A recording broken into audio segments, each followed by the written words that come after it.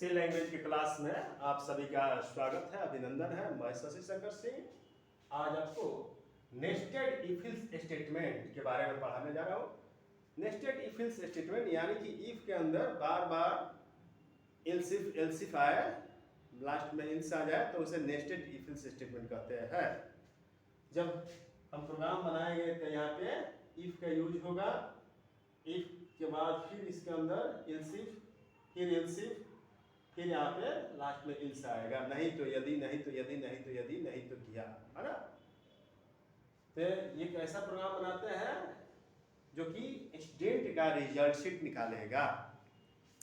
तो हम सभी जानते हैं कि परीक्षा में फिक्स रहता है कि अगर स्टूडेंट का मार्क्स 60 से ऊपर आ जाए तो उसको फर्स्ट ईयर में हम क्वालिफाई करते हैं। अगर 45 से ऊपर और 59 तक आता है तो उसे सेकेंड डिवीजन में आंका जाता है। और 30 या 30 से ऊपर और 44 तक सेकेंड डिवीजन माना जाता है। और 30 से नीचे उसको फेल माना जाता है। ताइए इसी को ध्यान में रखते हुए एक ऐसा प्रोग्राम हम बना रहे हैं यहाँ पर कि स्टेट का मार्क्स जो होगा वह कई विषयों का मार्क्स इंटर कराया जाएगा। पहले आपने बनाया है एक केवल परसेंटेज पर, केवल हम दे दिए मार्क्स, अगर 30 से ऊपर है तो उसको पास या फेल करेंगे। यहाँ पे विभिन्न सब्जेक्ट्स का मार्क्स देंगे, जैसे मैथ का, साइंस का, social science, English, Hindi, Sanskrit. अब उसका यह प्रोग्राम टोटल निकालेगा, परसेंटेज निकालेगा, तब उसके आधार पर डिसीजन लेगा कि यह कौन सा डिवीजन आ रहा है। तो अगर आप किसी भी एजुकेशनल इंस्टीट्यूशन में काम कर रहे हैं, किसी जैसे बिहार बोर्ड, सीबीएसई बोर्ड या किसी स्कूल कॉलेज में ही काम कर रहे हैं, अगर आपको कंप्यूटराइज रिजल्ट जारी करना हो, आपके पास सारे मार्क्स सभी विषय के आ गया और आप ही को रिजल्ट प्रिपेयर करना है, तो उस समय आपका ये मदद निश्चित करेगा। हो सकता है कि विषय अगर ज़्यादा हो तो ज़्यादा बढ़ा देंगे।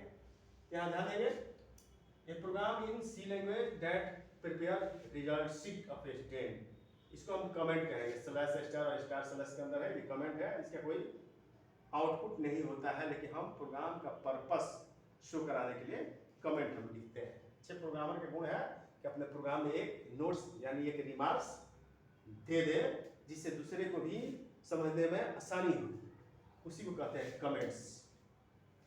यहाँ है studio.h, पहले से आप परिचित है कि यह एक हेडर फाइल है जो कि स्टैंडर्ड इनपुट आउटपुट फंक्शन को रिकॉग्नाइज करता है। स्टैंडर्ड का इनपुट फंक्शन है scanf, और जो कि इनपुट लेता है कीबोर्ड से, और स्टैंडर्ड आउटपुट फंक्शन है printf जो कि मेमोरी से निकालकर और स्टैंडर्ड आउटपुट डिवाइस जैसे मॉनिटर पर आउटपुट दिखाता है। दोनों को रिकॉग्नाइज करने के लिए है studio.h, क्योंकि प्रोग्राम में इनपुट आउटपुट तो होगा ही, बिना इनपुट आउटपुट का प्रोग्राम बनेगा कैसे, इसलिए इस हेडर फाइल को एकदम देना मस्ट है। अगला है #ponyo.h, यह नहीं देंगे तभी प्रोग्राम हमारा रन करेगा, लेकिन हम प्रोग्राम में clr फंक्शन लगा रहे हैं कि हमारा आउटपुट क्लियर कट हो, कोई दूसरा आउटपुट नहीं देंगे, स्क्रीन उस समय क्लियर रहे।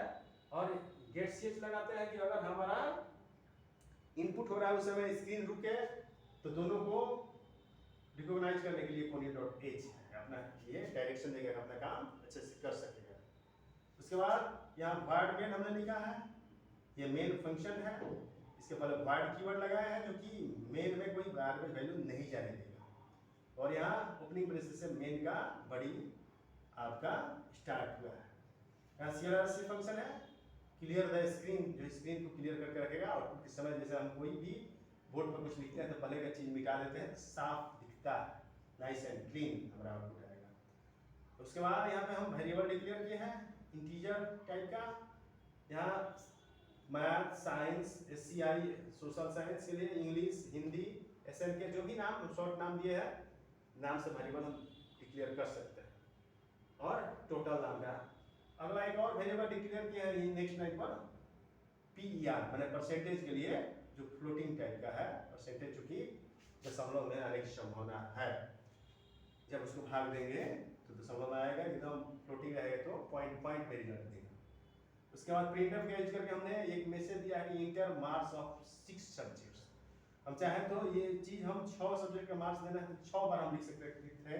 Inter marks of math, inter marks of science, inter marks of social science, inter marks of English, inter marks of Hindi, inter marks of Sanskrit. लेकिन लंबा बहुत ज़्यादा प्रोग्राम हो जाता, तो हम एक ही बार में ये मैसेज दे दिए हैं समझने के लिए कि आपको इंटर करते जाना है मार्क्स, और सबको स्कैन करने के लिए, चूंकि इसका टाइप क्या है, 6 टाइप का मार्क्स है, 6 विषय का मार्क्स है, 6 विषय का, और सब इंटीजर टाइप का, इसलिए 6 हम परसेंट डी लगाएंगे, percent D percent D percent D percent D percent D. ये बताएगा कि इंटीजर टाइप का वैल्यू ये एक्सट्रैक्ट होने जा रहा है, जो कीबोर्ड में आने जा रहा है, जो कि आपको कीबोर्ड से खींचकर मेमोरी में पहुंचाना है। और किसके एड्रेस पे पहुंचाना है, at the address of math, at the address of दूसरा वैल्यू साइंस, तीसरा वैल्यू जाएगा at the address of social science, चौथा वैल्यू जाएगा at the address of English, पांचवा at the address of Hindi, छठा at the address of Sanskrit. और ये variable जब हम डिक्लेयर करेंगे तो अपना मेमोरी में जाकर पहले ही जगह बना लेगा, जब जैसे जैसे हम वैल्यू देते जाएंगे उसी वेरिएबल पर जाकर वैल्यू स्टोर होते जाएगा। अब हम 6 का वैल्यू जब दे देंगे तो टोटल निकल जाएगा आसानी से, तो टोटल बराबर सबको जोड़ लेंगे, math plus science plus English, social science plus English plus Hindi plus Sanskrit, जो भी मार्क्स है यहाँ पे हमने दे दिया, प्लस प्लस का यूज किया है, यहाँ पे इक्वल टू किए हैं, तो इस 6 को जोड़कर टोटल वेरिएबल में असाइन हो जाएगा। और जब टोटल निकल जाएगा तो टोटल 6 मार्क्स से बना हुआ 6 टाइप के विषय का मार्क्स वैल्यू है, जिसे टोटल बना हुआ है, तो हम परसेंटेज निकालेंगे, यहाँ टोटल बटा 6 कर लेंगे। अगर आपका मान लीजिए कि ये जो है अगर ज़्यादा विषय का है तो उतना हम विषय जोड़ेंगे, उतना बटा टोटल बटा उतना कर देंगे तो परसेंटेज निकल जाएगा। अब हम कंडीशन यहाँ से चालू कर रहे हैं, है ना, मल्टीपल इफ एल्स स्टेटमेंट, यहाँ से नेस्टेड इफ एल्स स्टेटमेंट यहाँ से चालू हो रहा है। इफ के अंदर इफ के अंदर एल्स बार बार आ रहा है, इसी को बोलते हैं multiple nested if else statement. If हमने रख दिया पर पी आर, ये पी आर जो है इसी पर निर्भर कर रहा है हमारा division, greater than equal to 60, जो आएगा यहाँ पे परसेंटेज उसको कंपेयर करेगा क्या 60 या उससे ज़्यादा है। अगर होगा हमारा कंडीशन पहला ही कंडीशन अगर ट्रू हो जाएगा तो फर्स्ट डिवीजन प्रिंट करके प्रोग्राम स्किप आउट हो जाएगा, बाहर हो जाएगा। अगर पहला कंडीशन हमारा फॉल्स होगा तब सेकंड कंडीशन को चेक करेगा कि एल्स इफ, नहीं तो यदि क्या परसेंटेज ग्रेटर देन 45 है। यहाँ कंडीशन जहाँ लिखा था हम सेमीकोलन नहीं देंगे, है ना, स्टेटमेंट में ऐसे देंगे जो प्रिंट करा रहा है, चाहे जो भी स्कैन कर रहा है, चाहे वेरिएबल डिक्लेयर कर रहा है, कंडीशनल स्टेटमेंट जो है यहाँ पर सेमीकोलन नहीं देंगे। फिर हमने क्या किया, अगर percentage greater than equal to 45 है, यानी 60 के ऊपर नहीं हुआ, तो ये चेक करेगा कि क्या 60 से जस्ट नीचे और 45 और उससे ऊपर तक में आ रहा है। अगर आ रहा है 45 और 59 के रेंज में तो सेकेंड डिवीजन प्रिंट कर देगा परसेंटेज अगर हो तो। नहीं तो अगर ये भी नहीं फॉलो किया तो इनसे जाएगा थर्ड कंडीशन पर, percentage greater than equal to 30, तो देखेगा क्या ये ऊपर वाला भी नहीं ट्रू हुआ, ये 45 से ऊपर वाला भी ट्रू नहीं हुआ, तो ये चेक करेगा कि 30 के बराबर या 30 से ऊपर और 44 तक है, ये तो 45 और 45 से ऊपर तक यही चेक कर लेगा, तो ये 44 तक देखेगा, अगर होगा मार्क्स तो थर्ड डिवीजन प्रिंट करेगा, जो हम प्रिंटर में देंगे वही प्रिंट होगा, लेकिन कंडीशन जो कंडीशन सेटिस्फाई करेगा उसी के अनुसार स्टेटमेंट प्रिंट होगा, एग्जीक्यूट होगा।